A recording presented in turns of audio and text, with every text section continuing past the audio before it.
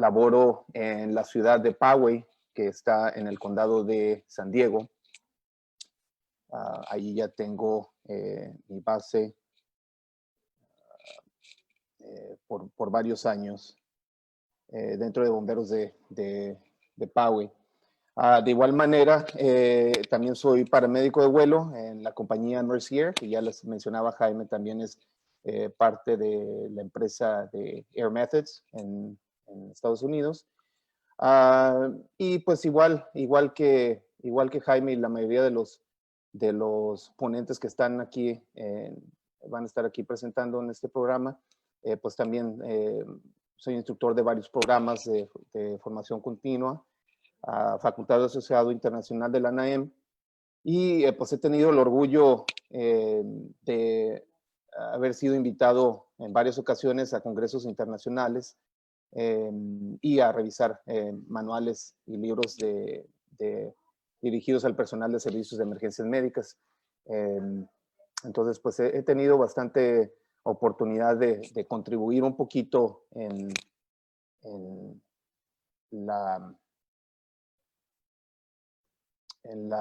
enseñanza del personal, ¿no?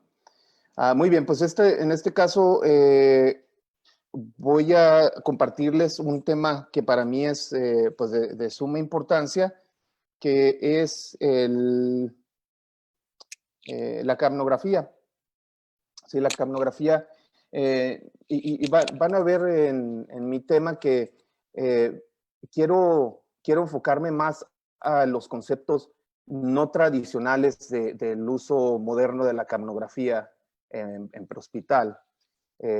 Quiero hacer conciencia en los proveedores prehospitalarios que no solamente la capnografía es para pacientes con etiologías ventilatorias, sino que lo podemos emplear para diagnosticar o para descartar algunos conceptos, algunas etiologías de otra índole. Bien, pues entonces empezamos. Como les mencionaba, dentro de este tema, de esta pequeña charla, vamos a repasar un poco el metabolismo de la respiración celular. Vamos a repasar terminología básica de la capnografía y aprender algunos usos de la capnografía en prehospital. Nuevamente, lo que quiero es más que nada enfocarme en los conceptos no tradicionales. Y al final, pues vamos a ver algunos escenarios de práctica, ¿no? Estos son pacientes que en algún momento se me han presentado y debido a las leyes de privacidad en Estados Unidos, pues es complicado poner mucha información sobre los pacientes, pero pues les voy a compartir algunas pequeñas cositas, ¿no? Muy bien. Pues si recuerdan, si les gusta la mitología y la historia, pues sabemos que hace muchos años los griegos creían que nuestros cuerpos tenían pequeños motores de combustión interna. Y estos motores producían humo. Cuando nosotros exhalábamos, la manera de exhalar, producíamos humo. Esto le llamaban capnos, ¿no? Que es la palabra griega para humo. Y resulta que pues no estaban tan equivocados los griegos porque pues en realidad sí tenemos en nuestro cuerpo, tenemos pequeños motores de combustión interna que son las mitocondrias en las células. Entonces, estos pequeños motores son los que producen esa energía que todos necesitamos para poder pues llevar a cabo nuestras actividades y poder pues vivir, ¿no? Algo muy interesante es que la producción y la eliminación de dióxido de carbono va a depender de un funcionamiento correcto de estas tres cosas, que es la ventilación, la circulación y el metabolismo celular. Si hay problemas en uno de estos puntos, algunos de estos ramas, podemos ver cambios en la capnografía o en los niveles de CO2. ¿Bien? Primeramente, pues debemos de tener una buena ventilación y eso tiene que ser no solamente en la atmósfera, pero también debe existir una buena respiración celular, ¿no? Entre los alvéolos y la circulación pulmonar. Si hay problemas ahí, pues vamos a tener cambios en la capnografía. Y es aquí donde muchos de nosotros hemos visto el uso de la capnografía comúnmente. Perdón.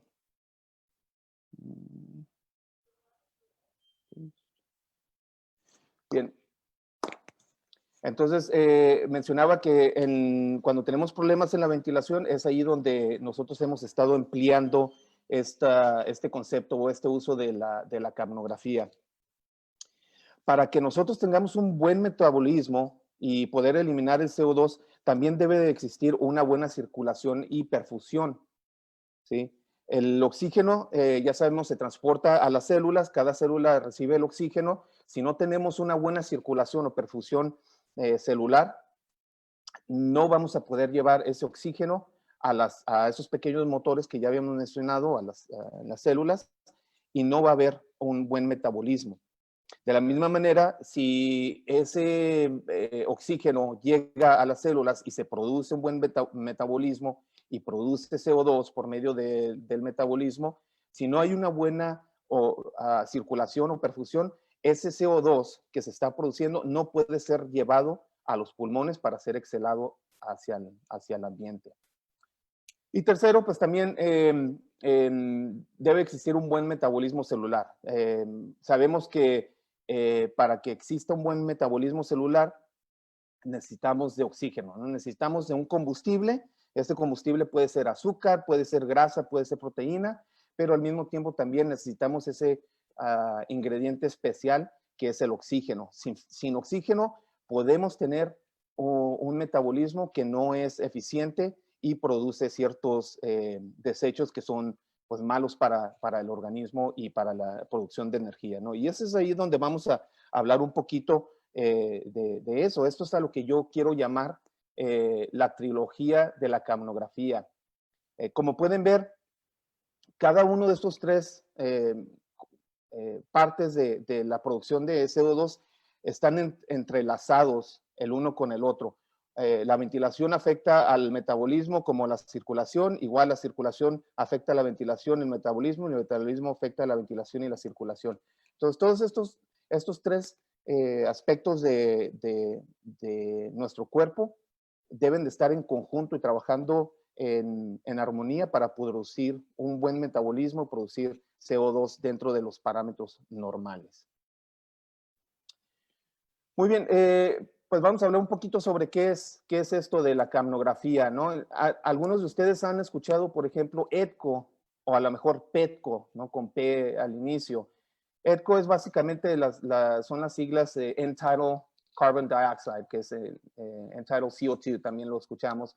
La P, cuando lo ven ustedes que dice PETCO en vez de EDCO, la P es de presión parcial, ¿no?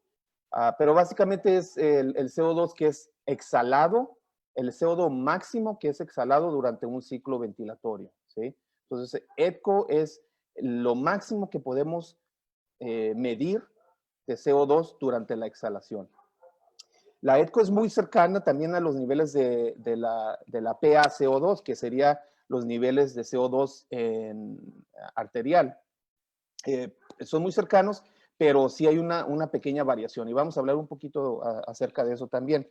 Algún concepto muy importante es que si tenemos un valor de EDCO, nuestra PaCO2 nunca va a ser nunca va a ser menor que ese valor, ¿sí? Si tenemos un EDCO de 35, la PaCO2 nunca va a ser menor de 35.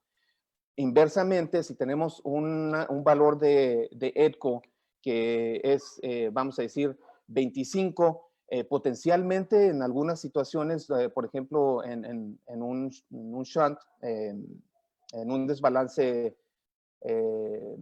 ventilatorio y circulatorio, podemos tener unos valores más bajos de EDCO, sin embargo, la PaCO2 puede ser un poquito más elevada. La capnografía, pues va a ser la medición y demostración del valor de la EDCO, ¿okay? Y también nos va a dar un capnograma, es decir, nos va a dar una forma de onda de CO2. Esto es el estándar dorado, ¿no? Que todos nosotros debemos de manejar en prehospital, el poder aplicar la capnografía en forma de onda en nuestros pacientes para valorar no solamente cuantificar el CO2, sino que también ver algún problema mecánico dentro de los pulmones. ¿Okay? Entonces ahí tenemos en el monitor, tenemos que está el valor numérico, ¿sí? Cuantificado, y también tenemos aquí la onda que nos va a dar también algunos datos sobre la condición ventilatoria del paciente. ¿Okay?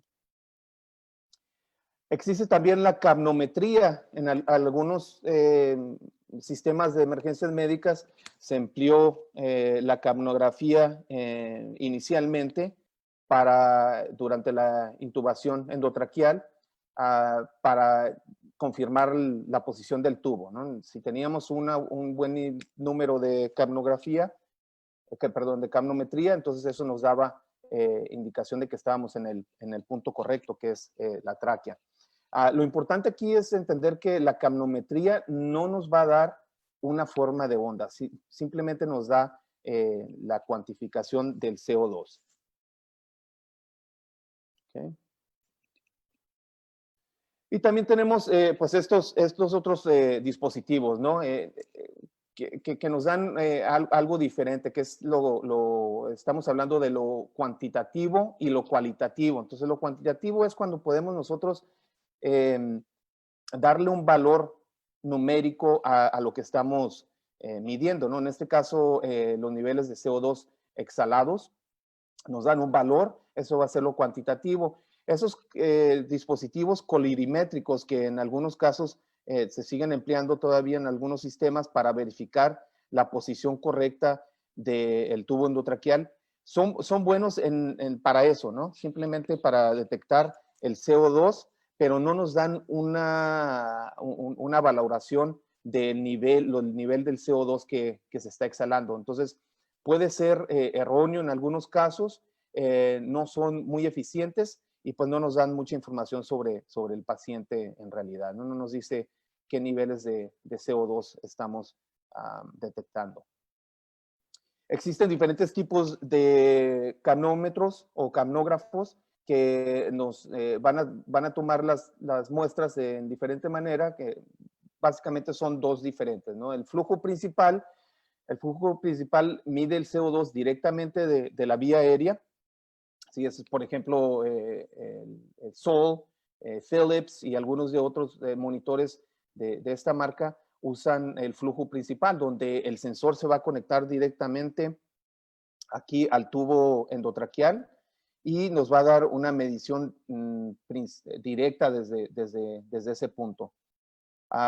Physio Control, que es el LifePak, el LP15 y algunos otros, usan corriente lateral. Estos van a obtener la muestra de CO2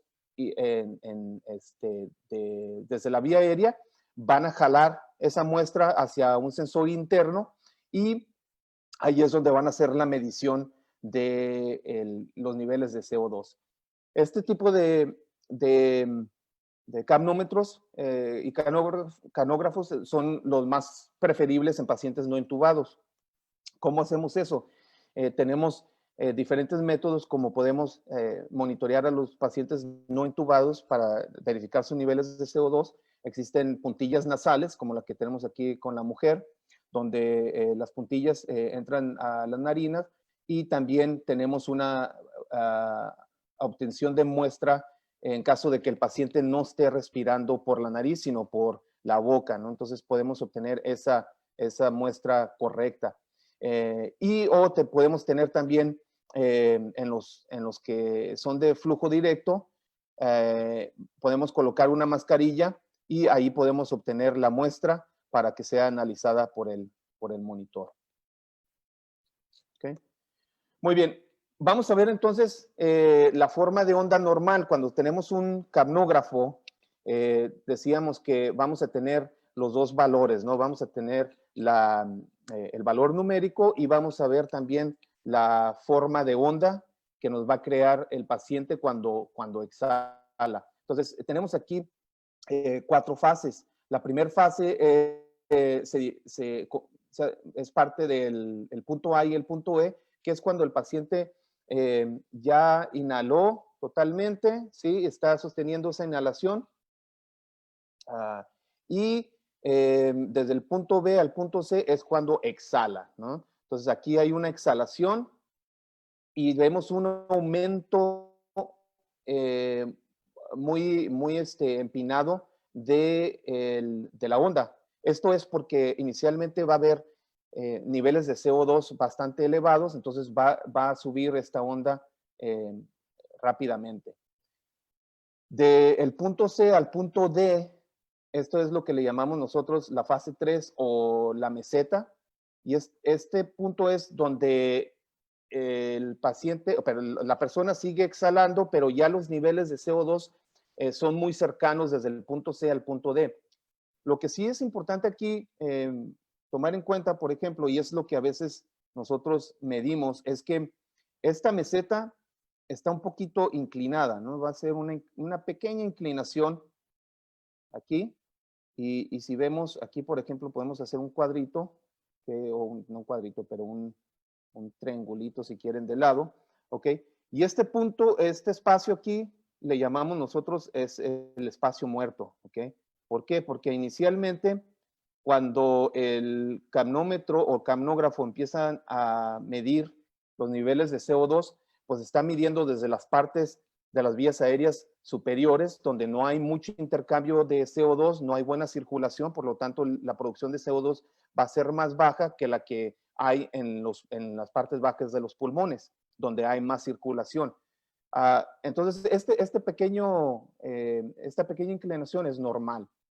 Por eso es que nosotros vamos a medir el CO2 aquí en este punto, en el punto D, que es donde vamos a tener los niveles más altos de CO2 en las personas que estamos monitoreando.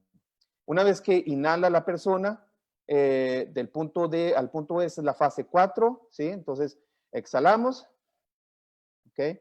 Y inhalamos, aquí es donde baja nuevamente hacia la fase 1 y se vuelve a repetir todo. Les mencionaba que este espacio aquí es espacio muerto. Cuando nosotros estamos midiendo la capnometría y la capnografía, específicamente en capnografía, cuando estamos viendo la forma de onda, vemos en algunos casos que esta onda pues no es tan elevada, no se eleva rápidamente o bruscamente, ¿ok? Y empezamos a ver aquí que la fase 2, la onda se empieza a inclinar un poquito, ¿ok? Y eso es, puede ser por varias causas, ¿no? Pero lo que básicamente, si lo quieren ver en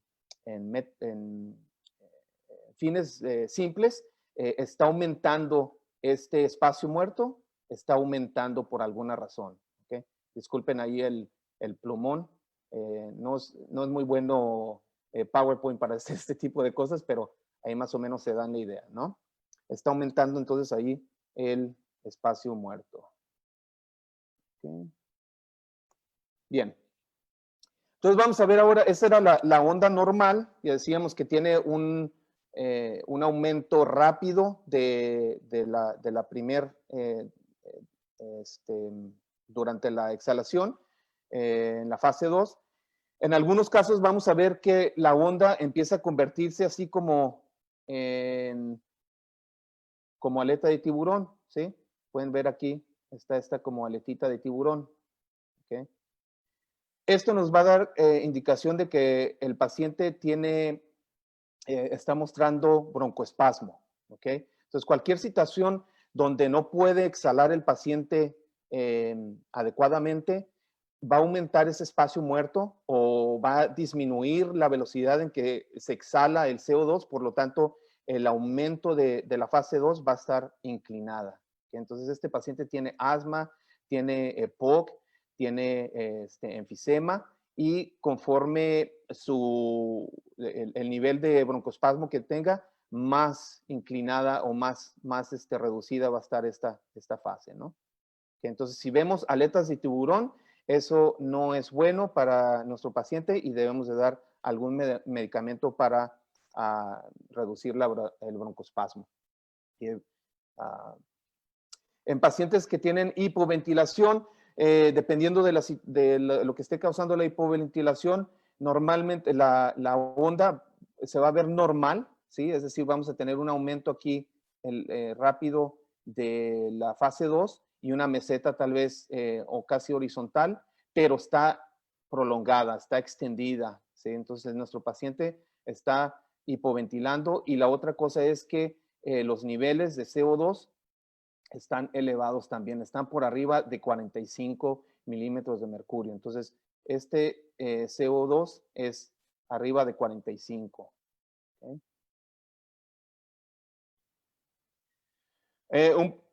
Inversamente, un paciente que está hiperventilando, pues vamos a ver que la onda es un poco más corta y los niveles de CO2 van a ser menores de 35 en este paciente.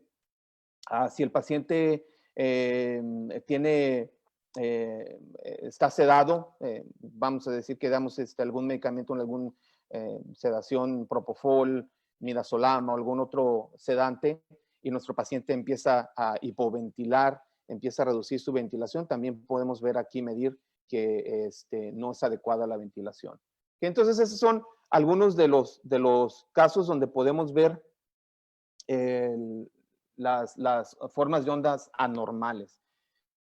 En un paciente intubado, si tenemos una onda normal y de repente perdemos esa onda, eso nos puede dar indicación de que nuestro tubo se salió de la tráquea y tal vez esté en el esófago, o que está obstruido o hay algún problema con el tubo. Entonces tenemos que vigilar y revisar inmediatamente.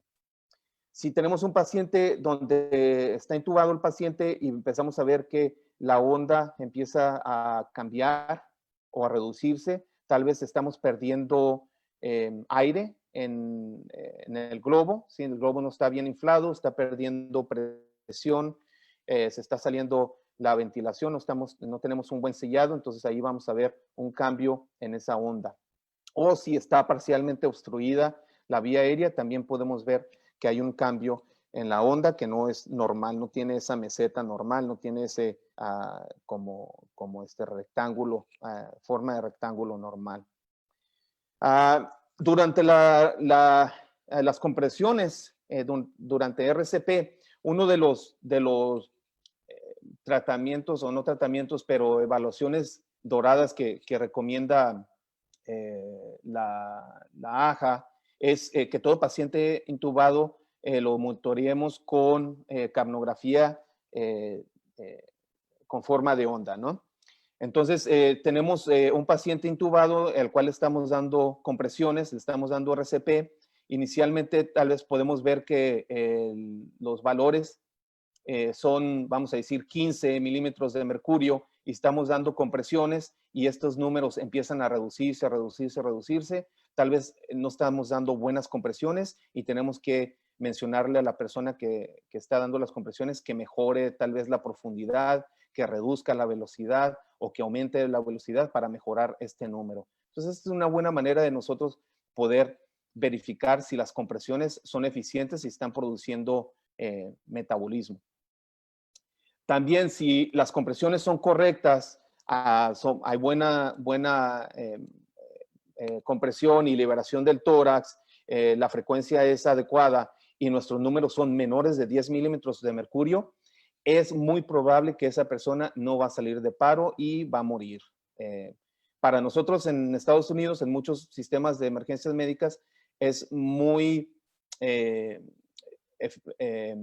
muy valioso para nosotros tener este número, esta cuantificación, porque si el paciente ha estado en paro cardíaco, le hemos dado tratamiento por un tiempo y los valores siguen bajando por debajo de 10, podemos obtener la pronunciación de ese paciente en la escena y no hay necesidad de trasladarlo. Entonces es una buena herramienta para nosotros decidir no trasladar a un paciente en paro cardíaco. ¿Okay? También igual si estamos dando RCP y de repente vemos que nuestra valoración de ECHO estaba muy baja inicialmente y de repente hay un aumento súbito de los niveles de CO2, esto nos puede dar indicación de que nuestro paciente ya tuvo retorno espontáneo de la circulación y pues esto nos puede ayudar a darle el tratamiento adecuado a ese paciente. ¿Bien? ¿Por qué aplicamos capnografía? ¿Por qué no nos basamos simplemente en la pulsioximetría, que es lo que pues todos estamos acostumbrados a hacer, ¿no? La pulsioximetría pues, mide la oxigenación, ¿sí? Mide la oxigenación, sin embargo, no mide la ventilación. La capnometría mide la ventilación o valora la ventilación. Entonces, la oxigenación se mide por un pulsioxímetro, ¿ok? La ventilación se mide por medio de un capnógrafo. En la oxigenación existe un tiempo tardío en la muestra de cambios. Entonces, podemos tener un paciente que estamos intubando, ¿sí? ¿Y cuántos de nosotros hemos hecho esto? Empezamos decimos, hay que hiperoxigenar al paciente, ¿no? Entonces damos unas 6 buenas ventilaciones con oxígenos a alto flujo y empezamos a intubar a nuestro paciente y luego estamos nosotros bien enfocados en la intubación y está alguien ahí diciéndonos 95, 94, 93, 92, ay, 88, y nos está diciendo la saturación de oxígeno, ¿no? Esto es cuando sí ya empezamos a ver que está bajando la saturación porque nos tardamos mucho. Sin embargo, los cambios en el pulsioxímetro son muy tardíos. De hecho, podemos tener un paciente que acabamos de intubar y vemos el pulsioxímetro y vemos que está bajando la valoración de pulsioximetría. Y en algunos casos hasta podemos decir, tal vez no entré a la tráquea, tal vez estoy en el esófago. Entonces, no son muy certeros en ese sentido, en mostrarnos que estamos en la tráquea. Sin embargo, la capnografía sí nos da esos cambios inmediatos. Si no tenemos un paciente intubado en la parte correcta, en la tráquea, nos va a dar ese dato inmediatamente. La oxigenación es la entrega de oxígeno a los tejidos. La oxigenación ocurre a nivel membrana capilar alveolar. ¿Okay? Entonces, si no tenemos una buena circulación también, nos va a dar malos datos, ya que estamos midiendo en la parte más periférica, perdón, de las membranas capilares. La ventilación es el movimiento de aire y entra de aire entre los pulmones y el ambiente. ¿Okay? Entonces, esa es la diferencia entre las dos herramientas de diagnóstico, ¿no? La pulsioximetría nos sirve para medir la oxigenación y la capnografía nos sirve para medir o evaluar la ventilación. Ok, entonces aquí es donde yo me quiero meter un poquito más en lo que es los usos no tradicionales de la capnografía. Ya hablamos un poquito sobre los usos tradicionales en pacientes con problemas ventilatorios, donde podemos ver tal vez broncoconstricción, podemos ver hipoventilación, hiperventilación o algunos otros problemas y podemos darle algunos tratamientos para mejorar la ventilación en estos pacientes. Pero quiero hablar un poquito sobre el metabolismo y cómo es que se genera este CO2.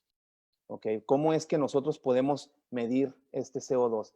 No me voy a meter mucho en la fisiología del metabolismo celular, porque es algo que yo pienso necesitaríamos 8 horas mínimo para poderlo entender bien.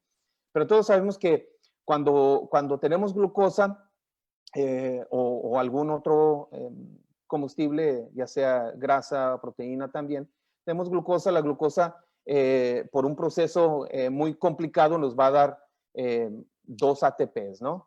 Por medio de glicólisis, convertimos la glucosa a piruvato. ¿Okay? Este piruvato tiene que entrar al ciclo Krebs cuando existe oxígeno, cuando hay oxígeno. ¿Okay? Si no hay oxígeno, el piruvato no puede entrar al ciclo Krebs. Quiero usar una analogía un poquito tonta, pero tal vez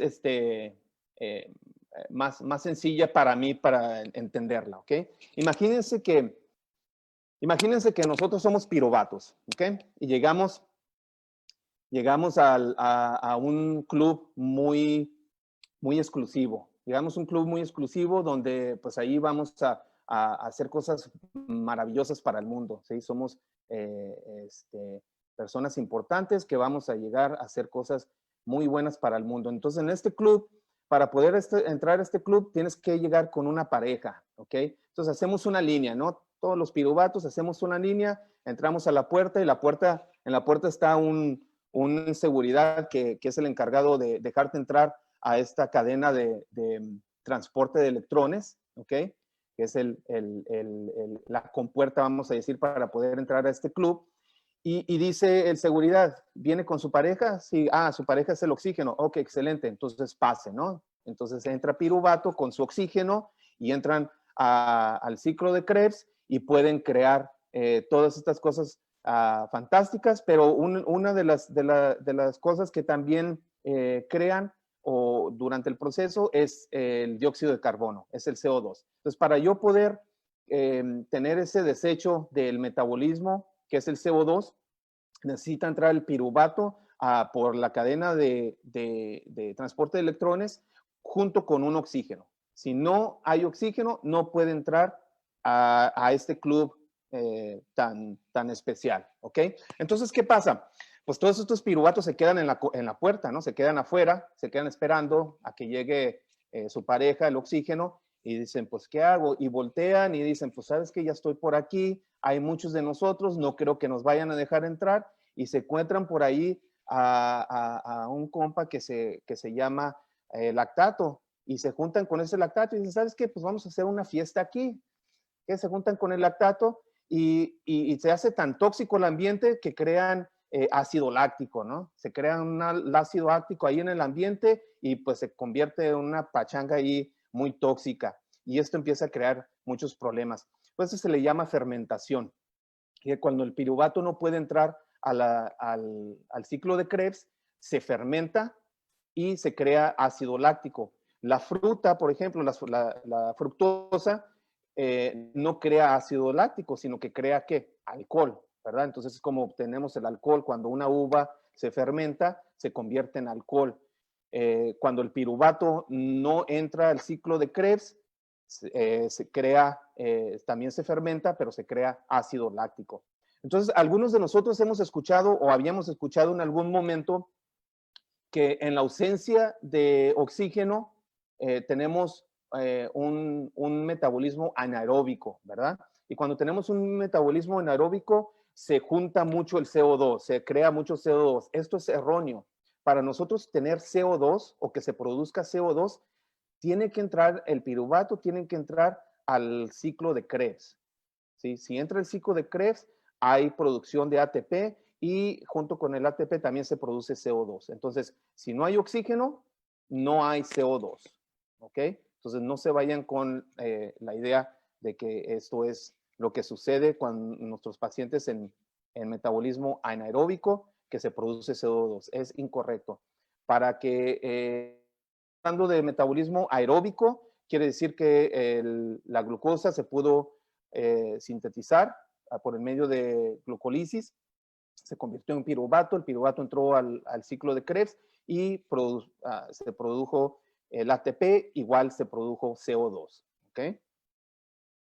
Entonces, ¿qué es lo que pasa cuando no entra el piruvato? Ya mencionábamos que cuando no hay oxígeno, el piruvato no entra a la cadena de transporte de electrones, por lo tanto, no entra al ciclo de Krebs y esto se le llama metabolismo anaeróbico, es decir, en ausencia de oxígeno. Cuando se fermenta entonces el piruvato, se va a empezar a producir el ácido láctico, ¿ok? Y decimos nosotros que los niveles por arriba de 2.2 milímetros por litro son ya malos para el cuerpo, ¿no? Son malos, son indicación de que nuestro paciente está en una acidosis metabólica, que esto va a reducir el pH. Entonces nuestro paciente va a empezar a mostrar cambios relacionados con una acidosis metabólica, ¿qué va a pasar? Vamos a tener una función y síntesis del ATP disminuida. ¿Okay? Entonces, como nuestro paciente tiene un aumento de ácido, es decir, hidrógeno, ¿sí? Hay mucho hidrógeno en el torrente sanguíneo. Este hidrógeno tiene que ser liberado de alguna manera. La manera como se libera es convirtiéndolo en otra cosa. Se va a convertir en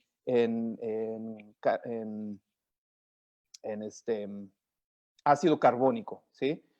Por medio del buffer ácido base, se va a convertir en ácido carbónico y posteriormente se va a convertir en agua y bicarbonato. También puede ser eliminado por la orina y por otros mecanismos que son muy tardíos, pero el primer mecanismo para poder nosotros eliminar o tratar de reducir la acidosis metabólica es que el cuerpo empiece a deshacerse del CO2 que tiene por exceso. Entonces vamos a ver que nuestro paciente empieza a hiperventilar, ¿sí? Una vez que el paciente empieza a hiperventilar, está tratando de compensar por esa acidosis metabólica, tratando de eliminar CO2 para poder convertir el exceso de hidrógeno en otra cosa que no sea tan mala para el cuerpo. Y nuevamente, no quiero meterme mucho en eso porque pues, sería una clase muy, muy extensa. Sí, de hecho ya voy un poquito atrasado. ¿Por qué usamos entonces capnografía? Ya mencionaba que es la forma correcta de confirmar la intubación endotraqueal. Este es un clase 1 basado en la AHA. También podemos cuantificar la broncoconstricción en pacientes con EPOC y asma. En trauma craneoencefálico podemos vigilar la ventilación. Un paciente que necesita tal vez hiperventilación moderada, controlada, podemos nosotros mantener los niveles normales en el nivel más bajo de CO2 y poder controlar tal vez la presión intracraneal en ese paciente. En nuestros pacientes con problemas de la vía aérea o que estamos ventilando, también podemos usar capnografía, pero también es un método adecuado y correcto para medir el gasto cardíaco y también nos puede medir el metabolismo celular y hay muchos otros usos, ¿no? Que es aquí donde a mí me interesa este tema de la capnografía, no tanto en los métodos tradicionales que ya habíamos mencionado, sino en cómo podemos usarlo para medir el gasto cardíaco y el metabolismo celular. ¿Okay? Entonces, la capnografía es la medición directa de la ventilación en los pulmones, ya habíamos hablado, ¿no? Pero también lo podemos hacer para medir indirectamente la circulación y el metabolismo. Por ejemplo, si tenemos gasto cardíaco aumentado, vamos a ver un aumento de la ECO. Igual, inversamente, si tenemos una disminución del gasto cardíaco, vamos a ver también una disminución de la ECO. Si entonces tenemos aquí, por ejemplo,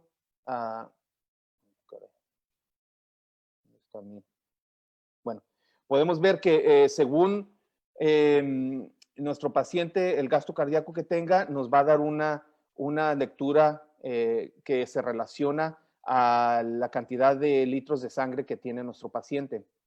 ¿Sí? Entonces, si nuestro paciente está hipovolémico o tuvo una hemorragia severa y en vez de tener 5 o 6 litros de sangre tiene 4 litros, pues eso nos va a dar una lectura más baja de CO2 de lo normal, ¿no? Podemos ver de 25 a 30 en vez de ver algo arriba de 30, ¿no? Entonces es un muy buen método.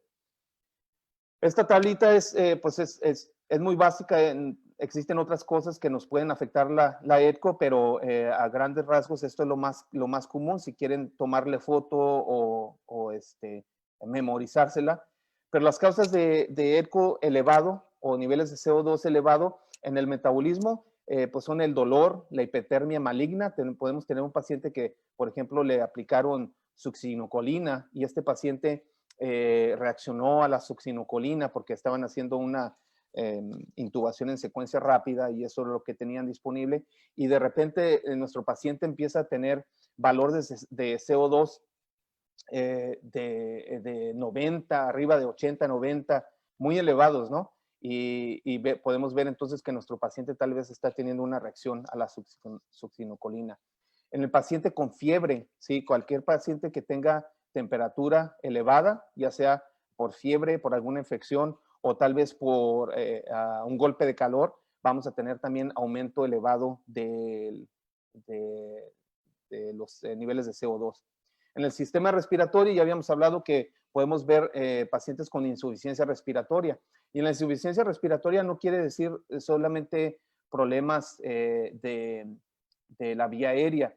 Puede ser también alguna masa que está ocupando espacio en el espacio torácico.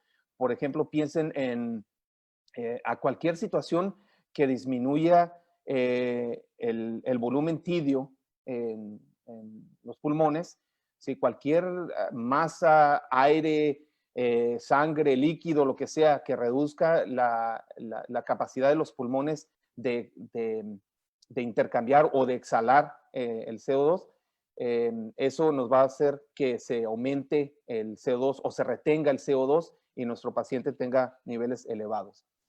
Pacientes con depresión respiratoria, ¿sí? Ya sea por medicamentos o porque tienen miastenia graves, por ejemplo, si tienen debilidad pulmonar, torácica, no pueden exhalar adecuadamente, o le dimos algún analgésico, esos pacientes pueden tener niveles elevados de CO2. En la EPOC, asma, ¿okay? En esos pacientes vamos a ver niveles normales cuando son ya crónicos, que normalmente tienen niveles elevados de CO2. El sistema circulatorio, como les mencionaba, si hay un aumento de gasto cardíaco, va a haber un aumento en la ECO. Entonces, el paciente que estaba en paro cardíaco y retornó el pulso, vamos a ver un aumento del CO2. En medicamentos, si aplicamos bicarbonato en un paciente, vamos a decir que por alguna razón tuvimos que aplicar bicarbonato, tal vez era un paciente con hipercalemia o un aplastamiento de alguna extremidad y decidimos aplicar bicarbonato, podemos ver un aumento de CO2. Acuérdense que el bicarbonato se tiene que convertir en CO2 y agua, y ese CO2 tiene que ser exhalado de alguna manera. ¿Okay? Entonces vamos a ver ahí ese aumento de CO2. Las causas que disminuyen el CO2 en metabolismo, pues simplemente podemos ver lo inverso de las causas que lo elevan, ¿no? La hipotermia nos va a disminuir el CO2 y la acidosis metabólica va a disminuir el CO2. ¿Por qué? Porque tal vez el paciente está compensando con una hiperventilación para disminuir el CO2 y disminuir la acidosis. El sistema respiratorio, un paciente que está hiperventilando, ya sea por pánico o por alguna otra situación, va a haber una disminución de CO2. Broncoespasmo, ¿sí? Aquí tenemos un problema mecánico que no nos permite exhalar adecuadamente. Entonces, hablábamos que en pacientes con EPOC o asma tenemos niveles elevados. Cuando el paciente tiene una exacerbación de EPOC, inicialmente podemos ver una disminución de la ECO. ¿Por qué? Porque nuestro paciente va a empezar a hiperventilar y además está reteniendo, no está intercambiando el CO2 entre los pulmones y el ambiente, ¿sí? Se está reteniendo. Entonces no va a haber esa lectura de CO2 inicialmente, ¿okay? Cuando tienen un ataque. Entonces no se confundan ahí en que estamos hablando de un paciente que está teniendo un ataque en ese momento. ¿Okay? Obstrucción bronquial también nos va a reducir los niveles de CO2. Sistema circulatorio, tenemos hipotensión, hipovolemia súbita sobre todo, paro cardíaco o un émbolo pulmonar. ¿Okay? Estos son aquí los aspectos donde yo le quiero poner más atención, en los que no son tradicionales en el uso de la cardiografía. ¿Ok? Vamos a ver algunos casos entonces. Aquí tenemos un paciente masculino de 28 años de edad, se queja de dolor de pecho y fatiga, ¿sí? Este paciente está sentado, lo encontramos sentado en el sofá en su sala, está alerta, ansioso. Nos dice que jugó básquetbol ayer y en algún momento sintió un pequeño jalón, un dolor agudo súbito en la parte derecha de su pecho, ¿sí? Sintió un jaloncito, algo estaba mal ahí, ¿no? Pero se fue a casa sin problemas. Esta mañana se levanta, tiene el dolor aumentado y además se siente agotado y con falta de aire, ¿ok? Entonces siente que no puede recibir suficiente aire. Niega haber sido golpeado, niega haber caído o golpeado, haber sido golpeado por algún compañero. Okay, entonces vamos pensando, ¿no? ¿Qué situaciones pueden causar este problema? Algunos de ustedes dicen, pues a lo mejor, pues tiene un jalón, ¿no? De muscular, un desgarre muscular o algo así, que no esté permitiendo que buena ventilación y por eso no siente que tiene suficiente aire, ¿no? Entonces, evaluamos un poquito más, vemos sus ABCDs, vemos que tiene una vía aérea permeable, respiración ligeramente rápida, con campos pulmonares limpios, pero ligeramente disminuidos en el lado derecho, ¿sí? Pulso rápido y fuerte, y su SG es de 15. Signos vitales, tiene una frecuencia respiratoria de 20, pulso de 108, presión arterial de 132/74. Su saturación está un poquito baja, 93%. ¿Ok? Entonces a eso nos debe de alertar un poquito. Pero aquí lo importante que yo quiero poner atención es en la ECO. Colocamos las puntillas nasales en este paciente y medimos la ECO y vemos que está un poquito elevada, ¿no? Sin embargo, la frecuencia cardíaca pues también está elevada. Debería de estar exhalando CO2. Sin embargo, no lo está exhalando, lo está reteniendo. ¿Ok?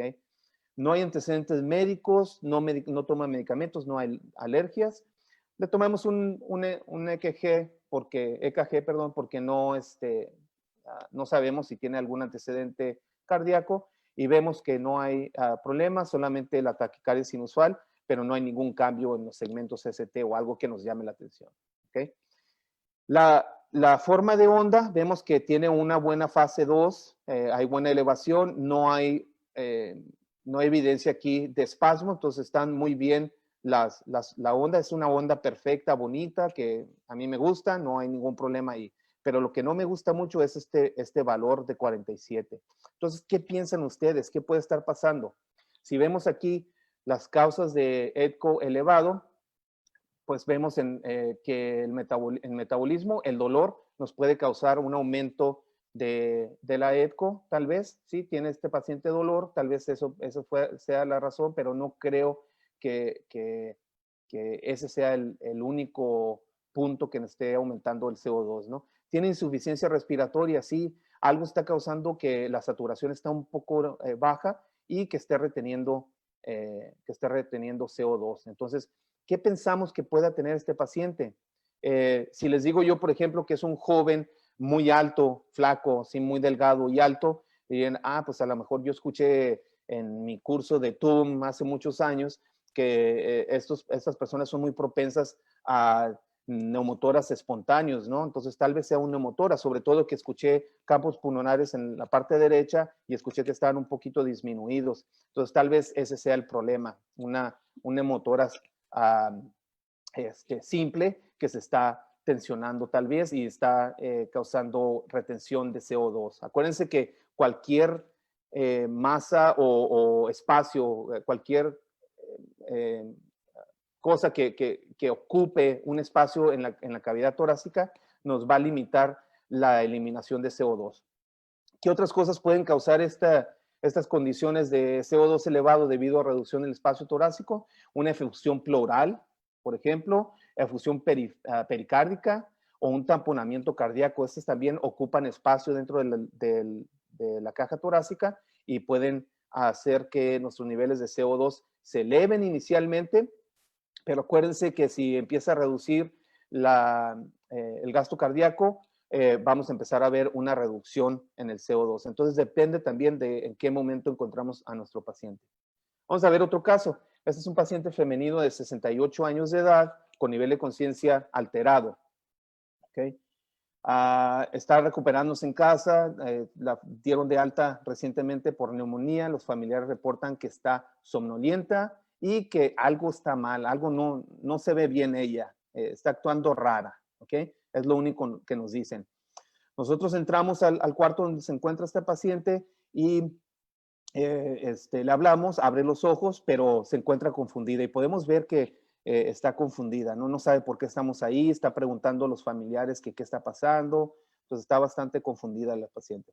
Lo único historial es que tiene fibrilación auricular, diabetes, también la neumonía reciente, por lo que está en casa recuperándose. Toma metoprolol y insulina este paciente, ¿ok? Entonces, si estamos hablando de un paciente diabético con nivel de conciencia alterado, dices, pues eso es fácil, ¿no? Sencillo, va a tener la glucosa muy baja, ¿no? Este va a ser el típico hipoglucémico que le damos glucosa y ya se mejora, ¿no? Pero resulta que tomamos los signos vitales y vemos que está ventilando 24 respiraciones por minuto, tiene una frecuencia cardíaca de 92, irregular porque tiene fibrilación auricular. La presión está a 132/68, su saturación está a 94%, no está muy mal ahí, ambiente, pero vemos que la EPCO está a 26, ¿ok? Y habíamos dicho que el valor normal de la EPCO, creo que no lo mencionamos, a lo mejor me brinqué esa diapositiva, pero los valores normales van a ser de 35 a 45, ¿ok? 35 milímetros de mercurio a 45 milímetros de mercurio. Entonces, este paciente tiene definitivamente una EPCO muy baja de 26. Su temperatura está dentro de los parámetros normales de 37.2, pero cuando le hacemos la prueba de glucosa, el monitor nos da esa lectura, ¿no? De high. Y dices, caray, pues high, a ti también, ¿no? Saludos. Pero no, resulta que no nos está saludando, sino que el valor es tan alto, el valor de glucosa es tan alto que el monitor no nos puede dar una cuantificación, sino que simplemente nos dice, sabes que está muy alta, me pasé del rango que te puedo dar. En los glucómetros que estamos manejando nosotros, arriba de 500, ya no nos da un valor, sino que nos da high. Entonces, este paciente definitivamente tiene una glucosa arriba de 500 decilitros. ¿Ok? Pero vemos aquí el monitor, como mencionaba, tiene una lectura de CO2 de 26 y la forma de onda está muy bonita aquí, no hay ninguna indicación de que el paciente pues no pueda intercambiar el CO2 y que lo esté reteniendo, sino que tiene buena ventilación, pero también está taquipneica, ¿no? Está hiperventilando un poquito el paciente y no sabemos por qué. ¿Okay? Entonces, ¿qué es lo que está pasando aquí? Este paciente lo más seguro es que tiene una acidosis metabólica, ¿no? Y si podemos pensar un poquito en ese paciente, qué es lo que puede estar pasando, pues a lo mejor ya dijeron, muchos de ustedes están gritando, es una cetoacidosis diabética, ¿no? Es una CAD, este paciente. Entonces, está acidótica, también está hiperventilando, tiene una hiperventilación alveolar. ¿Por qué está hiperventilando? Les había mencionado anteriormente que va a ser un método, una manera para compensar esa acidosis metabólica, para poder reducir la cantidad de hidrógeno que existe y tratar de elevar el pH. ¿Okay? Y esto es muy importante en un estudio sobre esto específicamente, donde se tomaron a varios pacientes, donde se les midieron la capnografía y específicamente la capnometría. Y este fue un estudio en el 2013. Encontraron que pacientes con una capnografía menor de 29 tenían una cetoacidosis confirmada, que tenía una cetoacidosis diabética confirmada. Entonces, abajo de 30, es decir, 29 o menor, la sensibilidad era de 83%, seguridad de que ese paciente tenía una cetoacidosis diabética. Y si estaba arriba de 29, es decir, 30 o más, tenía una especificidad de 100%. Entonces, todo paciente que tenía arriba de 36 no presentó cetoacidosis diabética, que especificidad de 100%. Entonces, es un estudio muy importante porque esto nos indica que podemos usar la capnografía para descartar una cetoacidosis diabética o confirmarla. Más importante, confirmarla en un paciente. Ok, otro caso, y este es el último. Este es un paciente masculino de 61 años de edad con dolor abdominal difuso. También tiene debilidad después de que impactó su vehículo contra un muro de contención en autopista de alta velocidad. Entonces ya los que son aquí expertos en trauma ya están pensando, pues, es un mecanismo grave, alta velocidad, lo más seguro es que se lastimó con el cinturón, tal vez la bolsa de aire le golpeó en el tórax, tal vez una ruptura diafragmática, un montón de cosas se están imaginando ahorita, ¿no? Entonces lo evaluamos, vemos nuestros XABCDs y vemos que no hay una hemorragia visible, no está sangrando en nuestro paciente, la vía aérea está permeable, tiene buena ventilación sin dificultad, los campos pulmonares están limpios, el pulso radial está rápido y débil y tiene una escala de Glasgow de 15. Entonces, a simple vista no se ve grave nuestro paciente, ¿no? No hay algo que nos diga este paciente está grave. Lo subimos a la ambulancia y tal vez empezamos a hacer el traslado porque vamos a llevarlo a un centro de trauma y tomamos signos vitales. Tiene una frecuencia respiratoria de 22, frecuencia cardíaca de 122, regular. La TEA está muy baja, ¿ok? 88, 68. Tiene una saturación de 94%, no está muy mal, ¿ok? Ambiente, pero pues, le vamos a dar oxígeno. Es un paciente de trauma con una TEA algo baja, de hecho bastante baja, pues hay que darle oxígeno para ver si podemos mejorar la oxigenación de ese paciente. Pero vemos aquí que tiene una EPCO de 27, ¿ok? De 27. Entonces dijimos que abajo de 35 es baja, entonces es bastante baja, ¿no? Temperatura de 36.5 grados centígrados, entonces no está muy baja, pero sí está un poquito dentro de los parámetros normales bajos, ¿no? Y la onda de capnografía vemos que está normal, tiene buena fase 2, fase 3, está todo bien, nomás que tenemos esta capnometría baja. Que entonces vamos a ver por qué tenemos una ECO disminuida en este paciente. Acidosis metabólica es posible, ¿sí? Si estamos pensando en una hemorragia interna en este paciente, podemos pensar que no hay buena oxigenación celular, entonces por lo tanto el piruvato no puede entrar al ciclo de Krebs, no hay producción de CO2 y se está creando una acidosis metabólica, ¿no? Por el aumento de acidosis láctica. En sistema respiratorio dijimos que no había ningún problema cuando valoramos el sistema respiratorio, pero en circulatorio el paciente está hipotenso y lo más seguro es que tiene hipovolemia súbita, ¿no? Estamos pensando tal vez que este paciente tiene una hemorragia interna abdominal, sobre todo, tal vez una laceración de hígado, tal vez una ruptura de vaso, qué sé yo, ¿no? Puede ser muchas cosas. Si tienen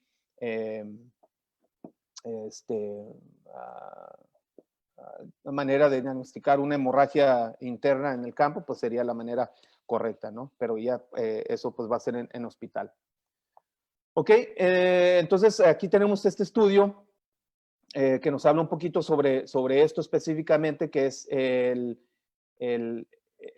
los niveles de EDCO como un marcador temprano de requisitos de transfusión en pacientes de trauma en prehospital. ¿Okay? Entonces aquí se estudiaron a varios pacientes, a 235 pacientes que fueron transportados por el Servicio de Emergencias Médicas. A 105 de ellos se les valoró la EDCO, ¿ok? En la edad media fue de 60, ¿ok? 3 pacientes fueron intubados en el camino y 7 de ellos fueron intubados en la sala de trauma. La valoración media de la EDCO en los pacientes que necesitaron transfusión o cirugía o murieron fue de 25.7, ¿ok? Que es muy baja, comparada con 30.6 en los que no necesitaron ni transfusión ni cirugía y tampoco murieron, esos sobrevivieron. ¿Okay?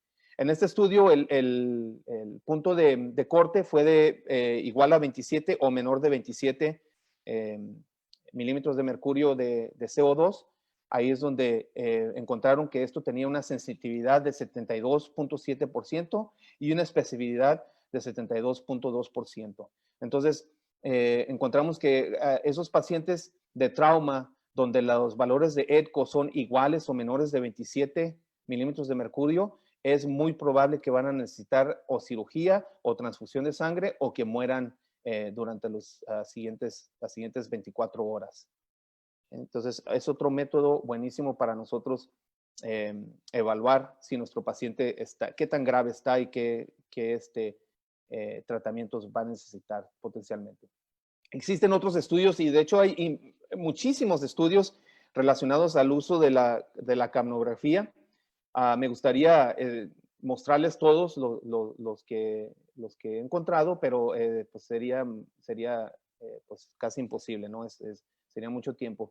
Pero algunos que resaltan que me han gustado a mí, está este también que habla sobre el uso de la capnografía para predecir la mortalidad en trauma. Es muy parecida a la anterior que les comenté, donde también encontramos que los valores menores de 30 milímetros de mercurio de CO2 son predictivos de mortalidad en pacientes de trauma.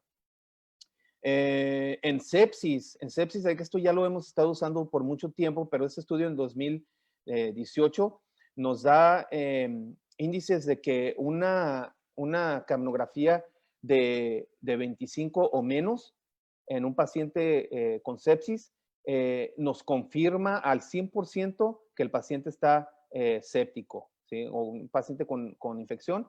Si tiene una capnometría menor de 25 o menor, es confirmada la sepsis, junto con hipertermia o hipotermia también, y ventilación arriba de 20 respiraciones por minuto y algunos otros aspectos, ¿no? Pero la capnometría en este caso nos puede confirmar sepsis en este paciente.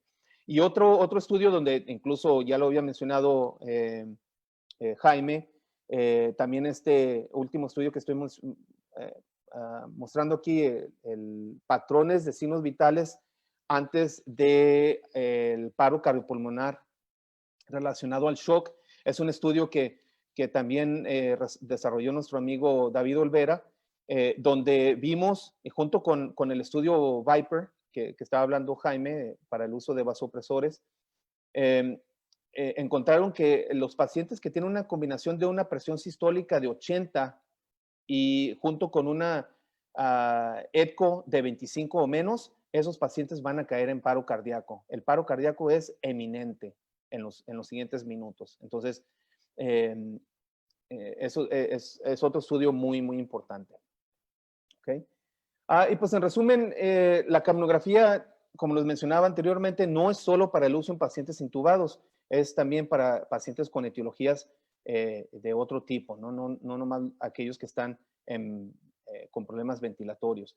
La capnografía nos da una lectura de valores máximos al final de la expiración, lo cual le llamamos EDCO, o en algunos libros le llaman PEDCO, que es también lo mismo. La EDCO nos puede ayudar a diagnosticar problemas con la ventilación, la perfusión y el metabolismo. ¿Okay? Y aquí es donde nuevamente pues, mi interés recae en este tema que es la circulación y el metabolismo, que debemos de estudiar un poquito más nosotros el uso de la capnografía, no solo para esos pacientes con problemas ventilatorios. Pues es todo por mi parte. No creo que hay tiempo para preguntas. Me pasé del tiempo que se me había permitido. Disculpen mucho el siguiente ponente. Disculpe por la tardanza. No sé si tengamos tiempo o ya posteriormente, si gustan, con gusto, me pueden mandar un correo. Ahí está mi correo, j.aronmiranda@gmail.com. Si gustan a cualquier pregunta, duda, algo que no haya quedado claro, con gusto pues puedo ayudar. Yo también estoy aprendiendo este tema, ya que es un tema que de mucho interés para mí. Entonces, tengo mucha información, muchos estudios que he bajado que puedo compartir también para ustedes. ¿Okay? Jaime, no sé si estás por ahí.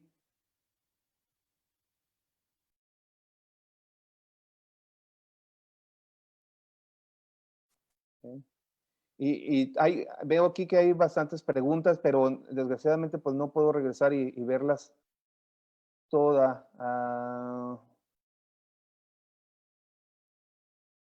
Ok, Sue Medina, creo que respondí la pregunta, ¿no? Dice, ¿cómo se observa la camnografía, la camnometría y la camnografía en un paciente con sepsis? Como había mencionado en alguno de los estudios que estuve revisando, la camnografía, es decir, la forma de onda va a ser normal, al menos de que el paciente tenga algún problema ventilatorio igual y que sea la sepsis relacionada tal vez a alguna neumonía o alguna otra infección pulmonar. La forma de onda va a ser normal, pero los niveles de CO2, es decir, la ECO va a estar disminuida. Entonces, les decía que ese estudio que mostré nos daba índices de que si la camnometría era 25 o menor, ese paciente tiene sepsis, está confirmada la sepsis. Entonces, las directrices QSOFA también nos dan algunos lineamientos para prognosticar o para diagnosticar la sepsis, y uno de ellos es ingresar o incluir los niveles de EDCO para determinar si el paciente tiene sepsis o no.